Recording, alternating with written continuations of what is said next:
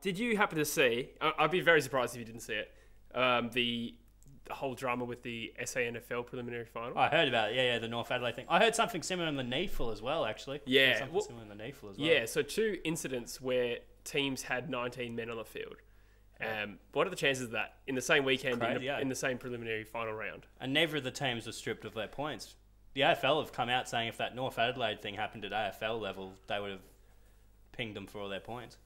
Yes, so like you mean when the score gets wiped? Yeah, that's true. I mean, I think the rule is technically that the captain of the other team has to call for a head count. But I mean, that's not really practical. You know what I mean? Like it's very hard. It's not an ideal rule. So yeah, but I mean, like the NEAFL one was a bit less dire because I think the team was however many. Yeah, goals the margin up. was bigger in the NEAFL one. I mean, anytime you wipe the score, I mean, has that ever happened since we've been watching footy? I don't think that's happened. I've never seen it. Yeah, I'd be surprised if they ever did that again, to be honest. Has it historically ever happened? I reckon it has, but I couldn't tell you when.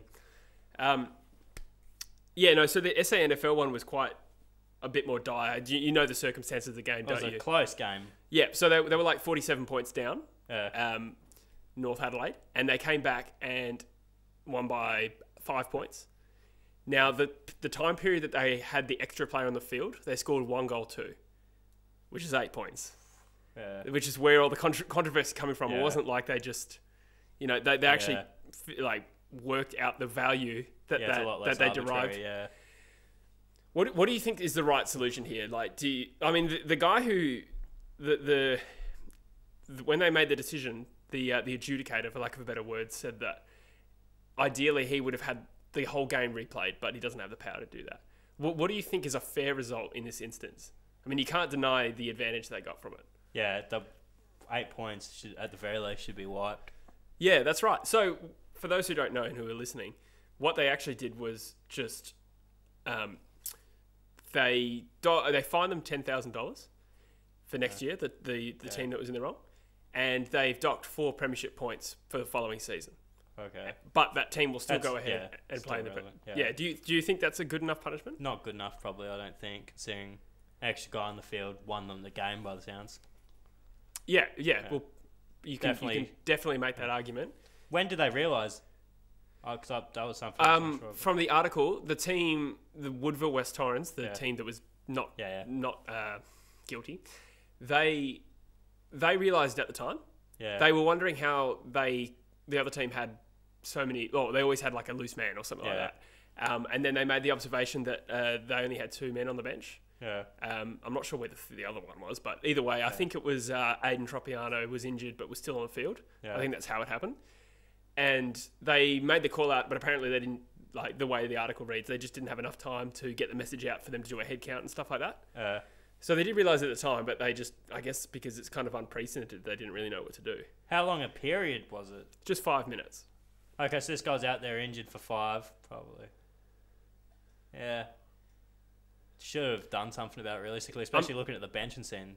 I mean, I don't. Can be in the rooms, I guess, so that's not a definitive indicator. But when I say he was injured, I didn't watch the game, but I don't believe he was just like on the ground, like not like holding his knee or whatever like that. Yeah, I think he was actually like playing, or because they did have an advantage. Yeah. He was hobbling, but he was on the ground, providing someone had to man up on. Yeah, effectively. So you think the fair result would have been to minus the 8 points? Yeah, at the very least. Yeah. I mean, a 10 grand fine and 4 premiership points next year is nothing in the scope of playing in the grand final. Exactly. So, even though 10 grand probably is a bit to a Sandful type club, but still, it's nothing on a flag. Yeah. What would you rather, though? You'd probably pay the 10 grand. Yeah, exactly. For the chance to play in the grand final. Yeah. Yeah. Well, because you'll be able to get it back over the bar if you win. Yeah. Like, have a big thing at your club. Yeah, true. Make all the money back over the bar. Yeah. That's how some of these country clubs can afford to pay Brendan Favola 10 grand a game, like he was asking a few years ago. That's true. If it's a big enough town, they get enough people there, they make their money back. Easy as. That's true. Yeah, pretty disappointing times. But we'll move into the AFL. The big boys. We had 2 massive semi-finals this week. Yep. Melbourne and the Hawks went head-to-head on Friday night. Okay. And they were the raging underdogs probably at the start of the finals, but like going into the game, I think everyone jumped on the Melbourne bandwagon to the point where they were writing Hawthorn off, and I wasn't writing Hawthorn off. Because I've written them off earlier in the year and it nearly bit me in the ass, literally. Literally, yeah. But yeah, like even seeing how well because I did not rate their list at all, seeing how well they've done this year shows Clarko's a bloody wizard as far as I'm concerned. It's just about the quickest rebuild we've ever seen. And it'll be interesting to see in the long run whether that will pay off. They do seem to have some like real elite talent on their list, but will it be enough? Yeah. Because the thing is as well, like I might have said this before, but Stratton was nearly an All-Australian player this year. Who would have pegged that at the start of the season? But Stratton was a fringe All-Australian. I know, yeah. They get the most out of whoever they've got. Yeah.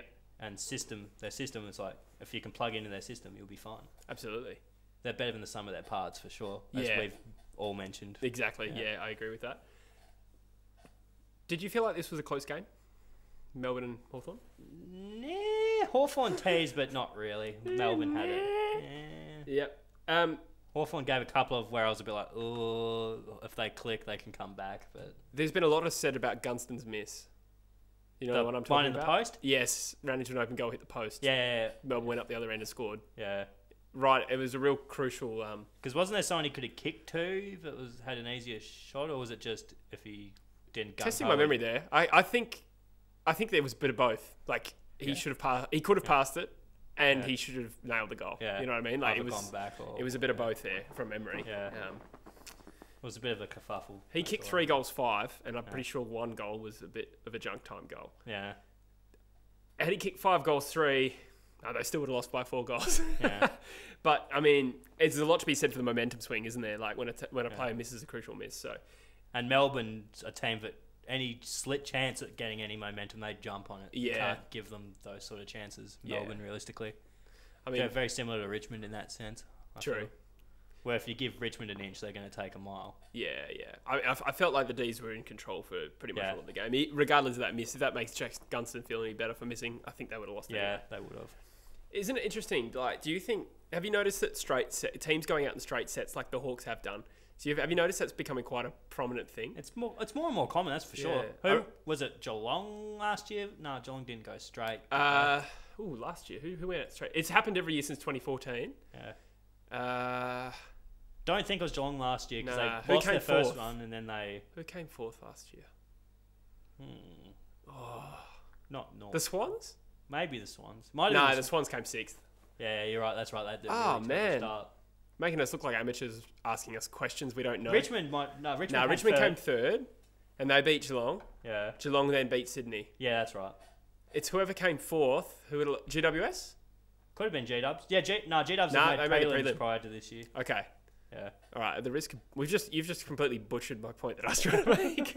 So maybe no one went out in straight sets last year, but the fact of the matter is, it is actually becoming much more prevalent. Since 2014, it's been most years. Yeah. Whereas before that, it happened like once in a blue moon. Do you think this is a product of equalisation? Do you think this is the AFL's equalisation measures are starting to come to fruition, or do you think it's a coincidence and we're just? I think it's equal. Because I even thought at the start of the season, the 18-1 is the most even I've personally seen it, even though. Even though the teams lower haven't necessarily been able to click with the talent I have, talent-wise, I feel like there's not too big a gap. That's true. I mean, we've got the 2 struggling teams, Carlton and Gold Coast, and they're a work in progress. But even then, I feel the talent on their list is enough for them, if they're on their song, to get the job done against any team if they're on song like that. Even round 1, they nearly beat Richmond, Carlton. Yeah, I mean, that's a long time ago. That was an anomaly, but still, that's the thing I mean. Like, any team can beat any other team, I feel, if one team's 10%, 5% not where they should be. Yeah, I think it remains to be seen whether like this period where like between 1 and 12 this year. I mean, look at Adelaide; they came 12th this year, and they had 12 wins, 10 losses, which is like back 5 years ago, or I'd say like before we became 18 teams, that was like a finalist would win 12 games, you'd get into the finals. Between Essendon, Port, and Adelaide, and even North Melbourne was North Melbourne was the other one I'm thinking of. Yeah, all of those were fairly decent teams who beat good teams at some point. So, is it a coincidence? We don't know. We'll see. Even you've seen like Bulldogs won it from 6th a couple of years ago. 7th. Oh, 7th was okay. Yeah. Okay. Get out of here. All right, I'll see you later. Yeah, you know what I meant. Yeah, fair enough. The other final was a very good one, actually. 10 points in the end. I expected the Pies to run out of legs a bit more than they did, but they were actually probably the stronger finishing side of the two.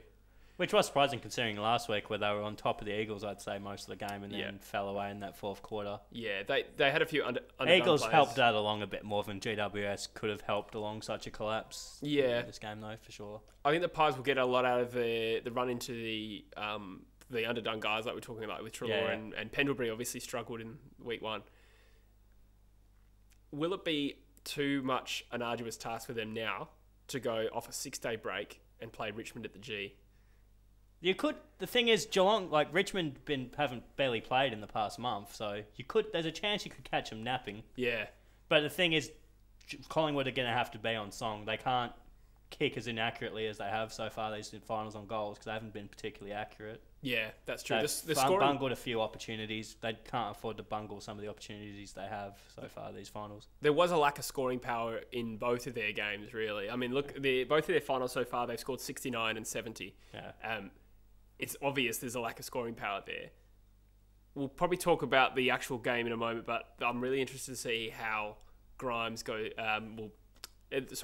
Grimes and De Goey match up this coming Friday. That's going to be a fascinating one for me because I think if he gets shut out of the game, then that's a huge blow for the Pies. But he's also the sort of guy who can kick 5 or 6. Yeah, even Mason Cox and Rance is interesting because at times Rance doesn't like being on that bigger guy that can just body him and boom. Rance is more of a floaty, space operating type back rather than a bang and crash one-on-one contest type of back. That's true. We'll talk about the Pies a bit more in a second. What about the Giants? I'd say there's a massive shining light for them out of this game. Stephen Coniglio. 2 goals, 30 possessions. Is he underrated? Yeah, he doesn't seem to get the raps that some of the other players on that team do, but he's probably as important. Yeah. As anyone not named Kelly, probably. Yeah. A massive performance in a big final from him. He looked absolutely dejected at the end of the game. I think he was actually in tears. Yeah, he was crying. I remember commenting on it in the group chat to the boys going, Coniglio's crying. Yeah. Where do you think the Giants sit? Do you think they've kind of missed the boat a little bit, or do you think there's still quite a few years left? Depends who hangs around and who goes, sort of thing, because it's one of those ones, like, there's the rumours floating around that, like, half of them are there to just win a flag, then go home sort of thing. Yep. There's the cap situation. There's a lot of variables going on there, so that's a tough one to say. But if they can keep enough of their talent together, they can still definitely compete for the foreseeable future. That's true. It's whether they can win one before these players leave. I think you're right. Like Josh Kelly, I think is almost certainly leaving in a year. Dylan Shield is another probably one. Gone this year, possibly gone this year. Yeah. Rory Lobb might have to leave for salary cap or whatever the motivation is there. He's been talked about as leaving as well. Yeah. The talent is still pretty damn good. Like, I think this year their injuries got the better of them, and Ryan Griffin's retiring. Yeah. And I think they just left themselves too much to do from 7th. Yeah. If they'd finished 1st or 2nd, which is a big ask, but if they'd finished with or even top 4 and got that second or at least 1, maybe 2 home finals, they'd certainly still be around, wouldn't you say? Because they got lucky that they were playing Sydney in that first final as well, which is just down the road from them. If they'd copped Port Adelaide made the final above them and they had to go travel to Adelaide, that would have made it even harder for them. But they got kind of lucky that they got Sydney in that first round. I suppose. I mean, I think the Giants would have definitely handled Geelong. Probably wouldn't have beat Melbourne, though. Not Melbourne, no. Yeah, certainly not in Victoria. But Melbourne's the best shot at Richmond at this point. I've said it before and I'll say it again. Yep. Fair call. Well, just taking a quick look at the first prelim that we already just talked about a little bit. Yeah. They're expecting 100,000 at this game. Yeah, it'll be a rip snorter of a game for sure. Rip snorter. You like that phrase, don't you? It's a catchy term, not going to lie. They've played each other twice this year, as most people remember, and it seemed like they were pretty good games, but not so much.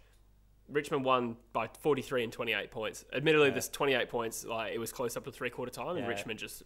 I think that's Richmond's fourth quarters typically, though. Yes, they are. They are strong. A strong fourth quarter team. I do think this one will be closer. Yeah, Collingwood have got more confidence.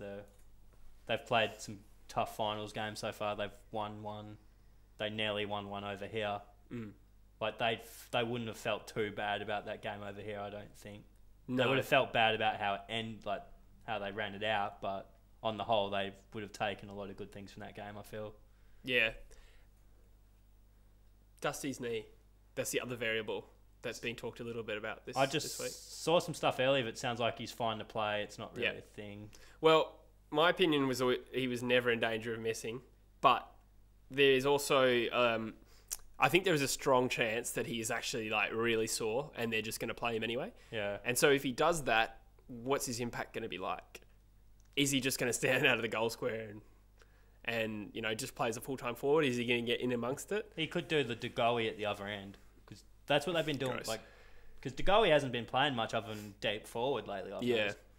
Because earlier in the year they'd chuck him in the guts a little bit, move him around a bit, but so far in the finals, the only thing I've seen at Degoe is the deep one out forward type thing. Yeah. I could see Dusty playing a similar role if he's not 100%. Yeah. How much do you think it hurts Richmond if he's not fully fit and if he plays average?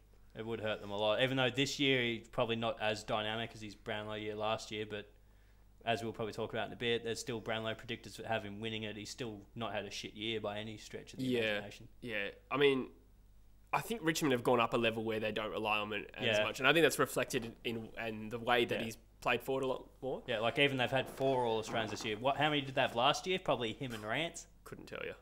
Probably him and Rance at a guess. Maybe Cochin got a cheap one as he tends to get on occasion. For his I can't remember, Bit of a swing at Trent Cochin there. I like him, but he's gotten given a few things where he shouldn't have been given them probably. Like accolades, etc. Yeah, I mean, statistically, this year he only averaged like 21.7 disposals off the top of my head. There's definitely like Stephen Coniglio is another player who. Yeah. Did Stephen Coniglio make the Australian top 40? I think he made the 40, not the 22. Okay, yeah, fair enough. But he's a player that gets half the the media. Exactly, he's better than Cochin and gets a quarter of the press. Yeah. Not to rag too much on Trent Cochin. Yeah, he's still a champion. He's still a champion. He's still an absolute champion of the game. Don't misconstrue what I'm saying at all. It's just, he's a little overrated. If Collingwood win this, and say Melbourne win in Perth, we'll have a grand final playoff of 3rd versus 5th. In recent years, the last 3 premiers, Richmond have won from 3rd, the Dogs won from 7th, the Hawks won from 3rd the year before that, and then this year it would be 3rd versus 5th. Do you think that's enough evidence to suggest that where you finish in the top 8 is becoming far less important? It's still quite a big advantage, particularly top 2. Yeah. Like obviously, if West Coast weren't top 2, they probably would have been in a lot more strife. Yeah. They would have had to play an away qualifying final. That's true. And then had to come back here if they had to cop it. Like if you'd played Collingwood in Melbourne, that game could have gone differently, for example. If you'd copped a Richmond or something. Yep. Definitely could. I certainly agree with that. That top 2 was huge for the Eagles, the fact that they got the week off with all their injury issues. They get a week off, get to stay in Perth the whole time. Have a team that's just slugged through 3 straight finals games. Yeah. I mean, yeah, I certainly agree that the advantage you get from finishing top 2 is good, but I think we're also seeing a trend where, especially with Victorian teams, they can get away with a little bit more with finishing 6th or 7th, and the reason is because half of their away games are neutral ground games. Like the Dogs, the Dogs when they won the flag, I'm not taking anything away from them. They had a massive win in Perth in week 1. I'll say they did come over here at some stage. They did. They had a massive win in Perth, and they beat GWS in Sydney, so I'm not taking anything away from them. But it did also help that their second game against Hawthorn was in Melbourne again. Yeah. So it was like going home and away and home and away. As opposed to if a WA or South Australian team had finished 7th or 8th and tried to do the same thing, it would just been an extra away game. It'd be disastrous for a South Australian or WA team. You're definitely right there. But now the Victorian teams are getting better again. That's probably where it's coming from, I feel, as well. I mean, if 3rd plays 5th in this season in the grand final, it just shows how even the comp really is. And it'll be 3 years in a row where it matters far more how you finish the season and what kind of form than how you go over the course of the year. It's definitely been a momentum-y the past few years. Bulldogs came in with momentum. Richmond came in with momentum. Nobody really considered Richmond a genuine premiership threat until they smashed Geelong in week 1 of the finals. Yeah. They finished 3rd, and I guess they'd had a bad run of losing finals before historically. That is true. They were choke artists. That's true. But I think people forget because of how... I think I said this in the last episode. Forgive me if I did. But because of how dominant they've been since then, we forget that they were actually ranked underdogs 12 months ago. So could it happen again? Melbourne's the one that's shaping up to potentially be that team, I think. Yep. All right, time for the second prelim. Yep. Arguably the more interesting one. Am I just biased for saying that? Or my logic is that this is the one people are less sure about who's going to win. Yeah, this one's the more in question for sure. Definitely. I'll give you that. Like West a lot Coast, of people would still be thinking Richmond, as we've covered. Yeah, I do think Richmond are by far a stronger favourite than West Coast or Melbourne. Definitely. Have you heard about this weird ticket thing? That Melbourne fans are doing? Melbourne people buying tickets and not coming thing. Yeah, so that it's diminished the home ground advantage. Do you think that's real? Or is that fake news or what? Are people actually doing that? I definitely think it's happening to a small extent. Yeah. What a waste of money. Yeah, there'd be a few kooks doing it for sure. I think I've read somewhere that they'd sold that like Melbourne fans had bought 2,500 tickets or something, which is not a lot. I mean, well, it is. It's a lot of money to waste, but it's not a lot in terms of trying to diminish the home ground advantage. It's still Collingwood was 60,000 people. It's nearly 5% of the crowd. Oh, sorry, it's 2.5% of the crowd roughly. Yeah, so the Eagles Collingwood final was 60,000 people. Yeah, this would probably let's say 55. That's still a massive home ground crowd, you know what I mean? Especially rabid Perth fights. Yeah, well, they are rabid, definitely. And there'd be less Melbourne fans based in Perth and Collingwood fans. Even at the Dockers game, the last round of the season, there was shitloads of Collingwood fans. Yeah. I reckon they almost had Dockers fans, not quite outnumbered, but it was closer to even than you'd think. Yeah. I think it was, 59,500. Yeah, it was not quite 60. I remember it being 59 something. Yeah, that's it. Okay, well, we know that the Eagles played Melbourne, a month ago? Yeah. If that. And the D's got the job done. Yeah. Difference this time.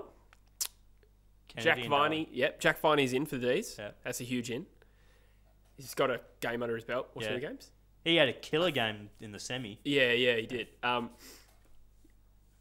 West Coast have Darling, Kennedy. Well, I say Darling because he was concussed in the opening 5 minutes of the first one. So we basically played without him. No Darling, no Kennedy last time. Yeah. And if you want to put a spin on it, you can say that we're out without Gov, the defender, because Gov played forward. Yeah. And it messed with our whole structure. Yeah. So in that sense, it kind of helps our structure a bit. We're kind of getting a Gov back. Yeah. But West Coast, I've got to get out of the habit of saying we. I say West Coast. For all the teams I support a lot. I know. I'm trying to get out of it, though, on the podcast. Yeah. And Shepherd is out. Yeah, that's... Do you think... I think you just kind of alluded to it, but I'm going to ask you anyway. Do you think this extra week off, bearing in mind it's a second week off for West Coast in 3 weeks, do you think that will help or hinder them? For West Coast, I'd say help. There's teams where I would say it would hinder them, but for West Coast's particular circumstances, I think the benefits outweigh the cons. Is that in terms of the players resting up a little bit? Yeah, particularly like the Kennedys of the world, because Kennedy's, from all accounts, not at 100%. He doesn't look 100%. Yeah, I mean, you could also make the argument he's just not fit, in which case getting games under the belt is better. Yeah, but still, he'd still be running and stuff without less physical. You don't want him too physically beaten up, though, at the same time. What about Melbourne, though? Do you think they'll be fatigued? Probably. They'd definitely have had a bit of a slog the past few weeks getting through. I mean, I don't think they were pushed right to the end in either of the games so far. I mean, they kind of won both games by 5 goals. They were decent games, but they were fairly comfortable. But with the 2 teams they're playing, you wouldn't have wanted to take the foot off the pedal either, I don't think. That's true. Even with that Geelong game, I was still sitting there going, like, Geelong is still a shot at this thing. I even did a cheeky bet, didn't pan out, but... Yeah, nice. Yeah. I did that both games against Melbourne, even though I knew Melbourne would win. I just went, both those teams are genuine shots to knock them off, so I did chuck a cheeky bit of money on Hawthorn and Thingo. And plus, I figured with the Hawthorn money, worst case scenario, it can go towards paying off my bet. Yeah. Paying to get my ass defiled. Yeah. What? Oh, the tattoo bet. Oh. Yeah, the tattoo bet, not... I said and then I thought about it. I was like, what? What does that mean? Yeah. God, where do we go from that? Yeah, I was going to say, so Melbourne weren't really pushed to the end, and they haven't travelled yet this final series. So I think they're actually in pretty good shape, and I reckon they might get the jump on the Eagles early. That is a good point, the not travelling so far. That I hadn't considered that. Yeah, it helps, and then if they make the grand final, they'll just travel back to Melbourne. Yeah. So, Nice little stopover in Perth on the way to the Grandy. No, I don't. It's going to be the tough game to pick. I didn't want to completely sell your boys down the river. Yeah, well, fair enough. These two teams play so differently to each other. The Eagles play a very outside, focus on ball distribution kind of style. And obviously the Demons are skilled too, but they're so dominant in the centre of the ground and through the contested ball. And it was evident last time they played how when the game was very stoppage heavy, Melbourne would get on top. And then when the Eagles were able to move the ball out of defence well, they got on top. And I think in this final, there's going to be a lot more hot footy. And the contested ball of the Demons is going to help them get on top. You reckon Melbourne? I keep changing my mind. I think I will take West Coast by 3 points. On the basis that when we have our functioning back line, we've really choked teams this year. Yeah, your back line is... Well, Shepherd's out, don't forget. Shepherd is out, but we have Schofield come in, who is not the same player, but he has the same skill set. They both play tall and small. And Gov and Barassa there as intercept players. I'm not confident. I'm tipping West Coast by 3 points. What's your tip? Oof. Yeah, it's definitely a tough one to pick. Probably Melbourne can just throw more bodies at the ball than West Coast can, so I'd probably give them the slight edge, I guess. Okay. Probably a similar sort of margin to you, maybe. A goal either way. Yeah, be a goal or two tops, whoever wins. We didn't tip the other prelim either. Good call, we didn't actually. Richmond by 22 points. Yeah, I'm probably going to have to back in Richmond, but I could see Collingwood pulling it off. Gross. They definitely could pull it off, but Richmond realistically are a cut above everyone else, so you've got to give them the respect. Yep. And the cookies in this case. Yeah, give them the old cookies. Well, we haven't talked about the Brownlow medal at all. Yeah. And I realise we don't have another podcast in between now and the Brownlow medal, so we should probably dedicate a few minutes to it.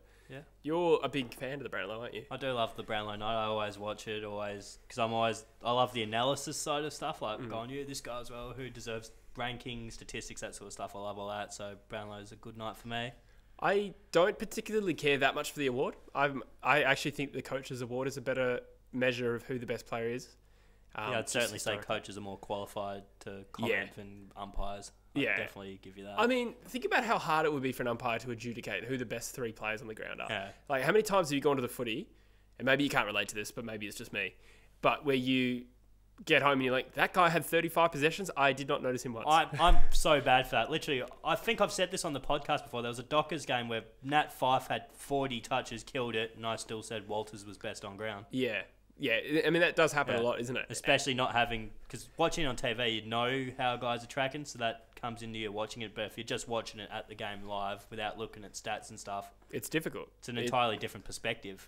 Not necessarily difficult, it's just you're looking at it from a different perspective, I That's feel. true. I mean, the umpire are going through a very narrow lens, aren't they? Yeah. Like, they're at every stoppage. And I admit, like, they will see most of the game, but, I mean, there's a clear evidence why there's bias towards midfielders. Like, there's clear evidence that there is a bias, and I guess it's because they're always located right near a stoppage. So, and even if there is a forward that's killed it and kicked a few goals, they probably see the midfielder that's got the ball to that forward more so than the forward. Yeah, the coaches' awards are good because coaches, I find, reward their players who have done a good job for them. For instance, someone like a Shepherd, who an umpire would never give a Brownlow vote to. I'm using a club, West Coast example because like, I understand them the best.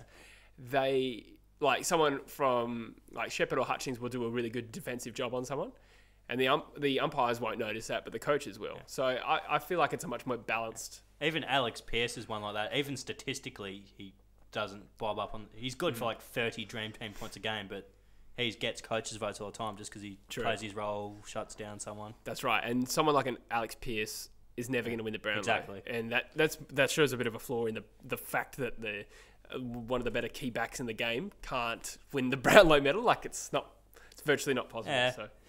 So, where was I going with this? My favourite thing about Brownlow medal, though, the Brownlow medal, is the celebration. So, like, I won't care about the Brownlow until Brownlow medal night. Yeah, I not so much the red carpet and stuff, but they showed like the round by round analysis and highlights and stuff like that, and it's a celebration of the football season. And I love how it's grand final week, and everyone's looking forward to watching the grand final. Hopefully, I'll be excited to watch the grand final because if Richmond and Melbourne play, probably won't watch it. You'll be ripping up those plane tickets. Yeah. No, I got them refundable, so. Smart man. Yeah. But back to the favourites. Yeah. If you could list maybe a top 5. Yeah. Probably not in order. I was going to say, like, I mean, the AFL Bladder Predictor we've referenced like twice in this podcast. Yeah. Notoriously inaccurate. So no one's good at predicting it. Yeah, it's hard to do. It's quite subjective. But Tom Mitchell. Yeah, he's definitely top 5. Gorney, I'd probably say is top 5. Yep. Gaff will probably poll top 5, even though he's ineligible. I'll give him that. Interesting. I think he missed. He's only missed 3 home and away games or 4. 3. 3. I think. And they probably won't give him votes in that derby. Actually, would they give him? It's a great question. I don't know how that works. I think he played well. I mean, you can still get votes. And Yo, I think, were better from memory. I can't remember. I think Gaff played all right. But yeah. If you're asking whether they can, they can, certainly. Okay, you can still get votes. You can still win the brand. Well, yeah. I mean, I know he can still get votes. I meant in that particular game. Right. Would they give him votes in that derby that he played 3 quarters and then there's nothing was a rattled shell of himself the rest of the game? Yeah. I mean, he kicked another goal. Yeah. I mean, he was all right. It's whether the psychology of it, though, whether they will reward him for it. Yeah, penalise him, Be interesting. That's what I meant. That's more what I meant, yeah. Yeah. I'd probably say votes-wise he's top 5. Yeah? I think a sneaky one. I don't know how well his second half of the season wasn't great, but I think maybe on the back of his first half of the season, steel side bottom's a sneaky shot, I reckon. Yeah. Fair enough. Sean Higgins is another one. Yeah, Sean Higgins was a trendy pick. A stinky chance. Yeah. Even Paddy Cripps. Yeah. See, I'll give you my top 5. I'm going to say Tom Mitchell will win, and I actually made a video on YouTube about how I thought he was going to win. So if I now sit here and say Max Gawn's going to win, I'm going to look like an idiot. Yeah. I think Dustin Martin will come second. Yeah. Because I think he's just had so many explosive 3-vote games that it will compensate for the games where he hasn't just showed up. Yeah. Gawn and Grundy will be my 3 and 4. Yeah. And I think Pat Cripps will feature. Yeah. That's an iffy one because of as you said, like when we were not on air, it depends how umpires are rewarding players who play well in losing games. Yeah. Which depends on who the player is. Like if it was Trent Cotchin, they'd probably give him 2 free votes if he was best on ground in a losing effort. Yeah, true. I mean, I think we're starting to see a little bit more. They are rewarding players in losing teams. Might not give them 3 votes. If it's a competitive game, certainly. I think when Ablett played at Gold Coast and they got thrashed every week, that was like evidence that they changed their philosophy a bit because he won the Brownlow when I presume Gold Coast were bottom 4 that year. Yeah. It's a safe bet. 2013. Yeah.